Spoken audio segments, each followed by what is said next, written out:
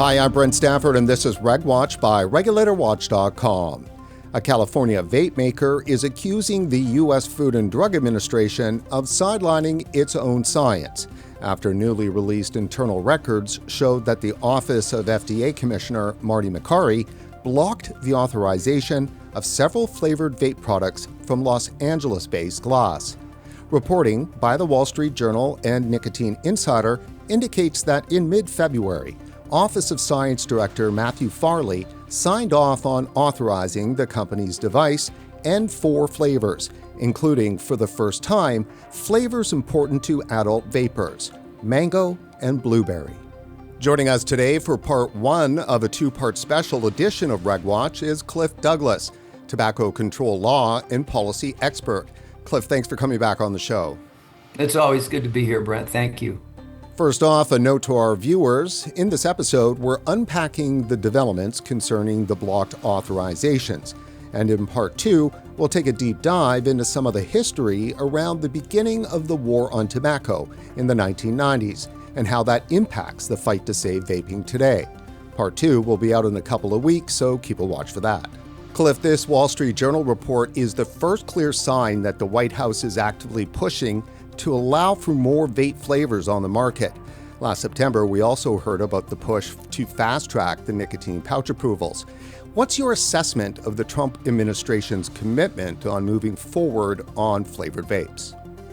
Well, thanks, Brent. The sense that I have, and I would say that a number of people do now, is that it's no accident that we're hearing encouraging information about where the White House may stand on this, where the president himself stands, where some of his leadership at the White House, the Office on Management and Budget, which plays a critical role there, and others in the administration at the top of the Department of Health and Human Services, for example. The fact that they appear to be pushing for the kind of change that those of us who appreciate and understand the strong scientific basis for an alternative nicotine product marketplace that will serve the harm reduction and cessation needs of millions of adults who smoke right now is good to have. I mean, having that information is very important. And while it's a bit opaque and we have to rely on essentially investigative reporting, it sounds pretty thorough and like sources have been tapped within the FDA and above the FDA, pointing to some upcoming change if they can, break this logjam that appears to be affecting it right now.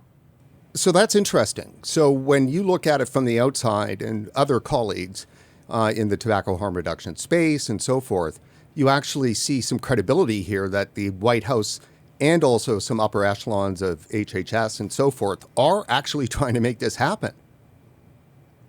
It's very encouraging because we know that the history around this has been a fraught one.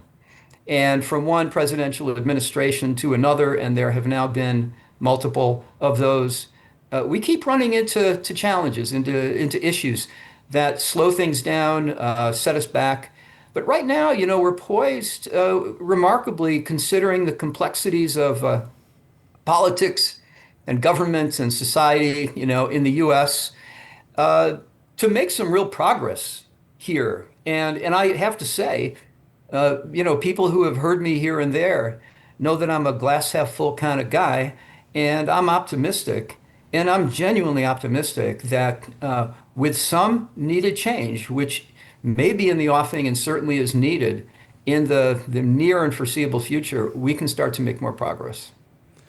What conditions do you think have come into place to allow this movement to happen? Well, there are a few factors involved. One is that the science keeps strengthening. There is really, at this point, basically a critical mass of science underpinning the move toward incorporating tobacco harm reduction into the broader effort to reduce smoking and the harm that results from it that everyone understands. And, so that's one thing. Another thing is the politics.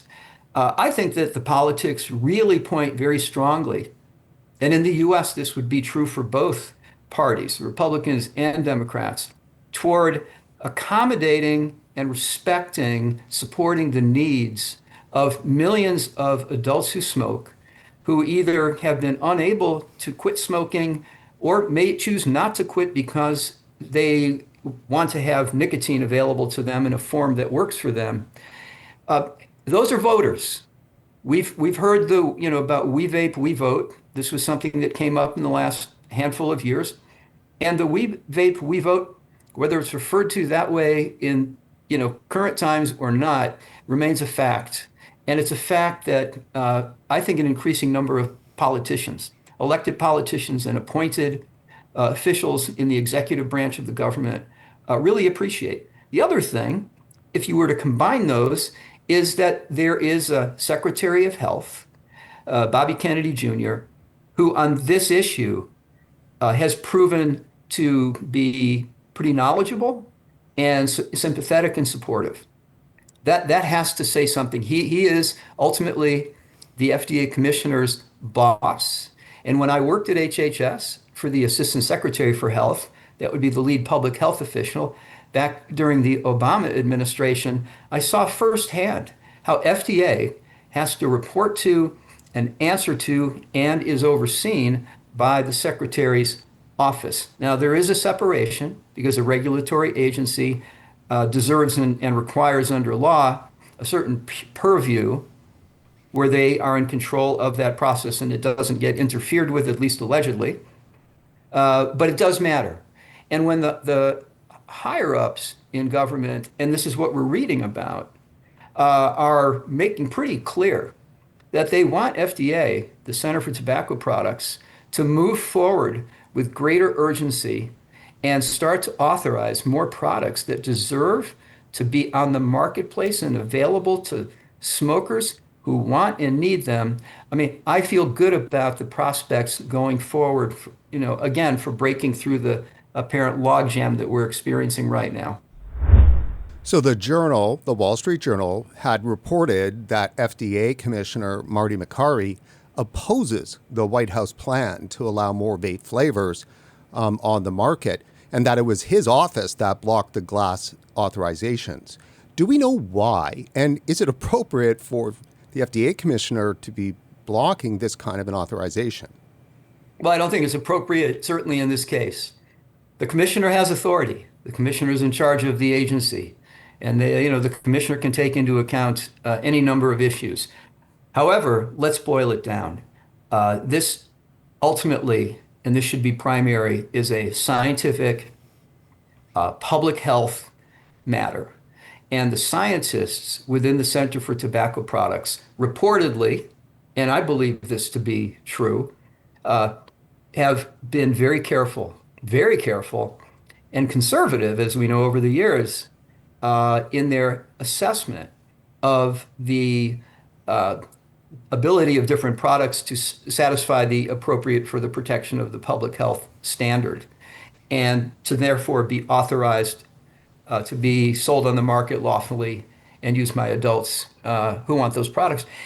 They've made very clear that there's some products that they have determined pass that rigorous test. And what we're understanding from the reporting, at least, is that the commissioner has said, nope, we're not going to move forward with that. And that is deeply questionable and should be addressed, I think, in my view, with some alacrity by the White House and those who ultimately want to see more progress there, and should be based on the science. Could you take a moment, and for some of our viewers that might not know the players in the process, but who's all involved and what are the offices involved? Well, in terms of the hierarchy, I've noted several of them, and it actually at the very top starts with the President of the United States. And I'll just note, I think as some people will be familiar with, that President Trump in his first administration, said very clearly that he was proud of, as he put it, saving vaping, because he stopped a fuller ban from being put in place in reaction to what took place with the Juul phenomenon in kids, and as we'll talk about later, I believe the EVALI phenomenon as well. And he has spoken about the value of flavors as long as they're warded off um, effectively as much as we can from kids, the value of flavors for adults who want to stop smoking. And, as you look down below the president, you have Russell Vogt, who is the head of the Office on Management and Budget. You've got health advisors within the White House. Obviously, you come down to the commissioner's office at the FDA, as I noted earlier. Also in the hierarchy, importantly, is the Office of the Secretary of Health, Kennedy. And within the commissioner's office, you've got lead advisors and folks who are playing a role in advising him on how to act here, and also, we would hope advising him where he ought to make some moves that he hasn't yet. But anyway, then you get down to the Center for Tobacco Products. You've got the director of the center, and that's Dr. Koplow and Brett Koplow, and then, of course, his scientific staff, the folks who are in charge of science and in charge of policy. You've got folks involved on the enforcement challenges as well. So there's a whole range of players, but those are some of the major ones. Well, we certainly know that Marty Makary seems to have it in for vaping. In an interview last October, he was openly derisive of vaping and repeated many of the myths that now dominate tobacco control. I've got a short compilation here. Let's have a listen. Anybody who is watching this that knows a teenage child is aware of the epidemic of vaping in our country. And I have to imagine that it's not good for kids. Is there anything that you guys can do on the FDA front to fight this prevalent epidemic of vaping? What else is in those vaping devices? Formaldehyde sometimes, heavy metals like lead. So we have stories now of high schools that say once a month a kid goes to the hospital, sometimes in an ambulance, because of popcorn lung. We hear stories of individuals that have quit their lives, that have gone down a very dark road because they have to steal in order to get these vaping devices. We hear kids that are not attending class because they're in the boys' bathroom where they keep the vaping pens in the tiles in the ceiling because it's off the radar of the school. This is an epidemic in the United States, and nobody was paying attention to it until President Trump came into office. And one of the reasons why we were asleep at the wheel as a medical establishment is that the CDC put out a shoddy study that said that only 5% of young people are using vaping products. And they'll claim that that's the lowest level in a decade. What they don't tell you is the study survey was methodologically flawed. And you talk to any high school in America and they will tell you 30%, 40%, 50% of the kids in that school are regularly using these products.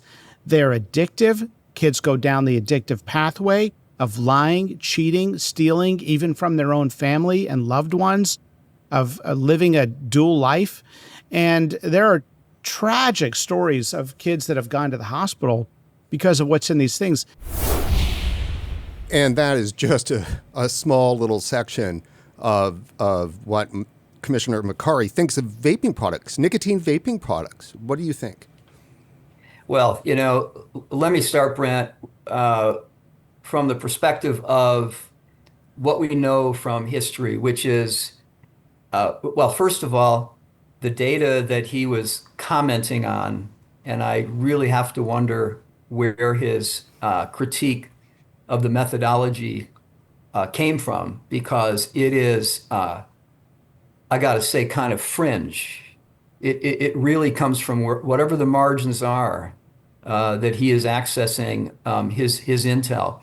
Because when you talk to the scientists who are involved in this area, and I'm talking about scientists at the leading research institutions, the leaders in this field, not only, scientists like, on the bench level end, the scientists who are involved in survey methodology, but also physicians, other healthcare providers, the folks who understand this.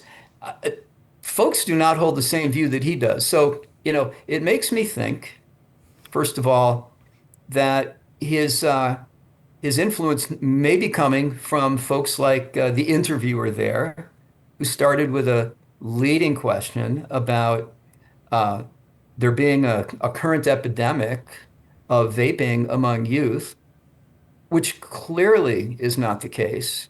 And in fact, I mean, we could get into the details.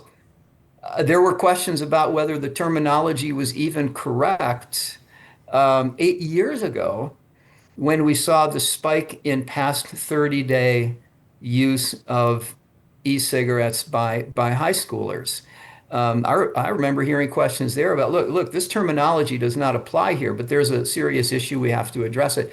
It certainly doesn't apply now. The history I was going to refer to is the fact that back in 1997, 36% of high school high school seniors in America were smoking cigarettes. And the contrast between that and the remarkably, at the same time, plummeting, vaping prevalence among high school students now couldn't be more impressive. And I know you've had folks on the show before, Professor Ken Warner, very close colleague of mine from the University of Michigan, who many people will be familiar with, has talked about how we ought to be celebrating the very numbers that we're talking about, that kids are almost not smoking anymore, and vaping has plummeted since that temporary peak of some years ago now. And that in itself is one of the public health achievements of our time. And so all I can say, and I can probably safely say I'm representing many folks with this view, expert folks in the field, is I don't know what the hell the commissioner's talking about. And, one wonders then, who his sources or influencers are. I don't know anything about his life. Is he standing at soccer matches with parents, watching the kids and they're talking? I'll add one note there, that there has been some, and I think it's been reported, some concern that he may be concerned about his legacy in the future and what he may be doing in the future. And that if a mistake is made or he goes too far, however, one might choose to define that, in, for example, facilitating the entrance into the marketplace of more carefully, reviewed and authorized products, that somehow it's going to bounce back and harm him. Let me tell you something, and I've thought about this. I'm in my 60s. I've been around this block for well nigh 4 decades. I don't give a damn about legacy.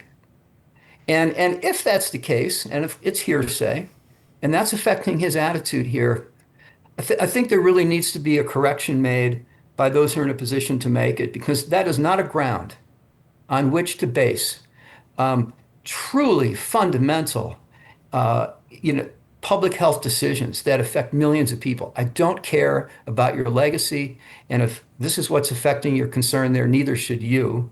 One more point to make is that this is the author, Dr. Makary is the author of a book that many people have read because he came in as commissioner, called Blind Spots.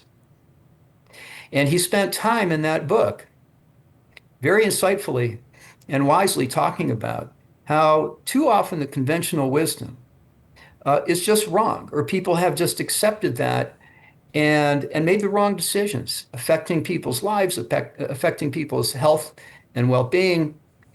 And so it's even a greater disconnect that in this situation around vaping products, other alternative products, he seems not to have read his book. So I might suggest that he spends some evenings when he's relaxing and going to bed, sit down with Blind Spots and apply some of the concepts that he describes so nicely there to this situation. One of the things that you mentioned was potentially his legacy.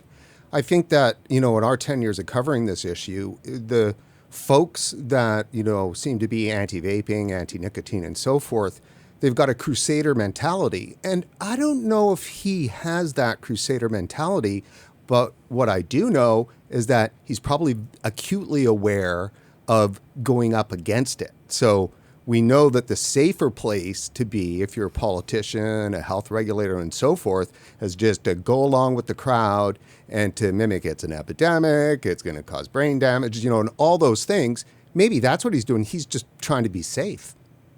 He may be trying to be safe, and he wouldn't be the first person in a political environment and a high pressure and very visible environment with folks looking at you, beating on you, complaining about what you're doing or not doing, to have that attitude and to take that approach. Um, you know, a couple of things. First of all, I think that points to the influence of the widespread misunderstanding, misinformation in our society, in our information environment. We have an infodemic of widespread misinformation, and there's also disinformation that some folks engage in. We know that well.